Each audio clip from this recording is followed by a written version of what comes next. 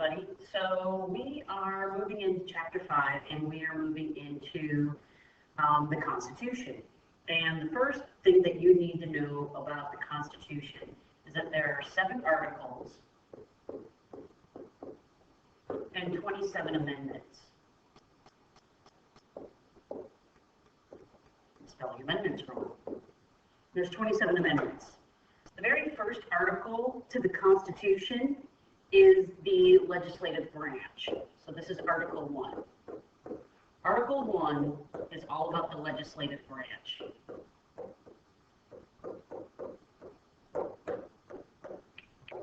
The legislative branch is otherwise known as Congress. And they make laws. That's their primary duty, is to make laws. And it's split up into 2 houses. First house is the Senate, and the second one is the House of Representatives.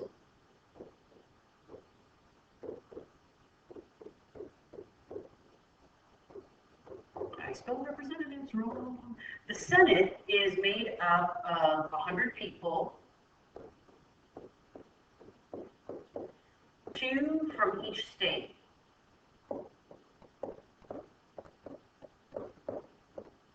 And the House of Representatives is made up of 435 people, and it's based on population. Basically, for every 100,000 people that you have in your state, you get to have 1 delegate go to the, or you get to have 1 delegate be able to be elected to the House of Representatives. Now, the House of Representatives, or the Senate, this is the Senate. And the qualifications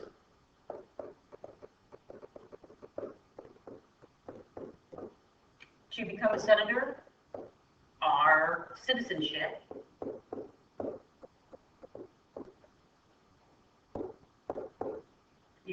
there's a certain age you have to be, there's a certain residence that you need to have, and your term, how long can you serve.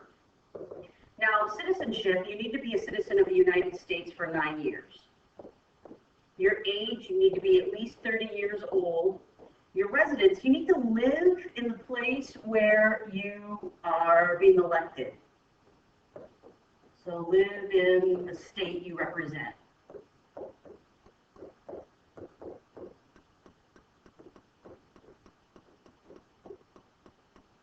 And your term is 6 years. That's how long you get to be a senator. You can be re-elected as many times as you'd like. So technically, you could be a senator forever if you keep getting re-elected. So what can the Senate do? Well, one of the things that they can do is they can run the trial for impeachment of an executive officer.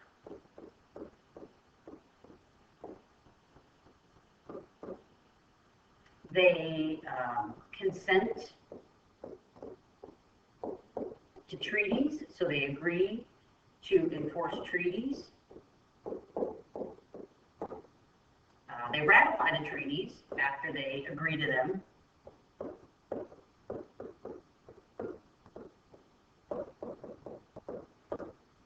And they also ratify executive appointments.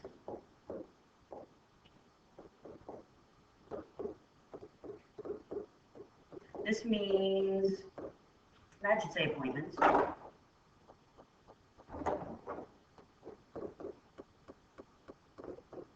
These are ambassadors,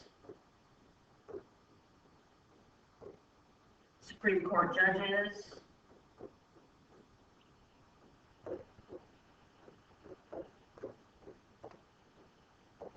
and other, again, other government officials.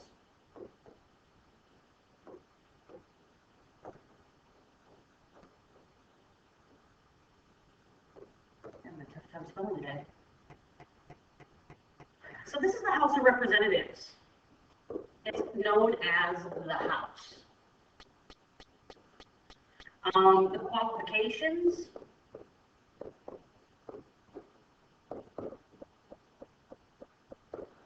again, the same sort of thing, citizenship,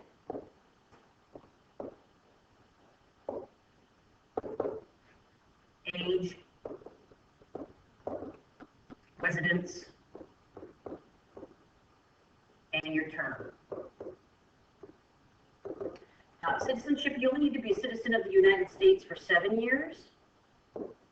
Your age, you need to be 25 or older. Your residence, you still have to live in the state you represent.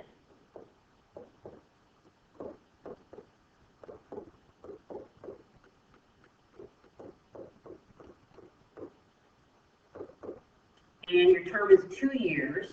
And again, you can be reelected for an unlimited amount of terms. The main responsibilities of the House of Representatives is impeachment. So to decide whether or not an executive has violated the Constitution or the oath of their office and should be removed from their office. Usually this is something in regards to the presidency or perhaps a Supreme Court judge. And the other really big thing that the House of Representatives does is they start the bills that make money, that make or are about money.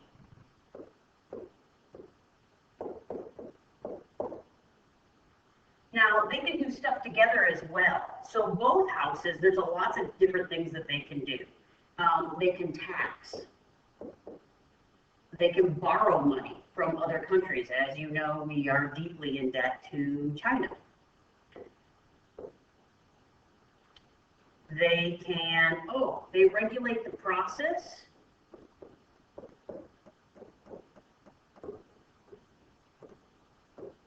Of becoming a citizen.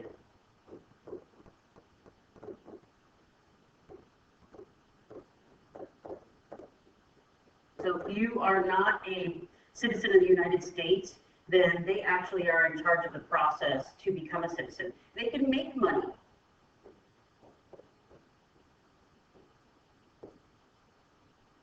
And they can declare war. The president says that he wants to go to war, but ultimately Congress is the one who approves going to war. And they provide a military. There's lots of other things that Congress can do, but these are just some of the big ones. So Congress has 3 types of powers. And the worksheet that I gave you to put this information on, you're going to notice on the front side that it doesn't have information for this. What you're going to do is you're either going to write this on the back side of the piece of paper that I gave you, or you can write it underneath in your ISN. So you'll end up stapling this paper in your ISN, and you could write it on the lined paper underneath. The first type of power is called enumerated. Something that's enumerated is specifically stated.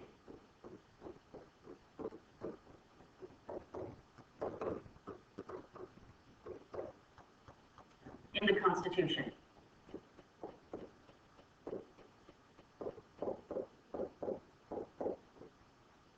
For example, declaring war.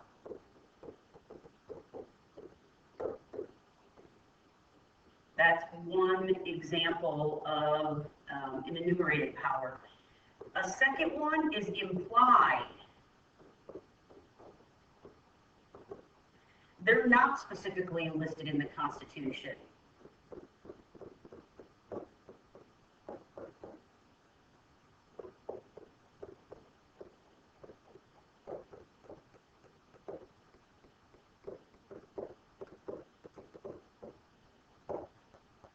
But assumed.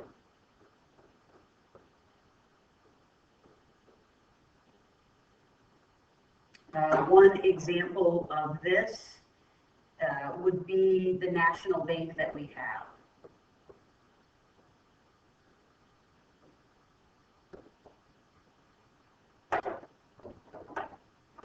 And then the third is inherent.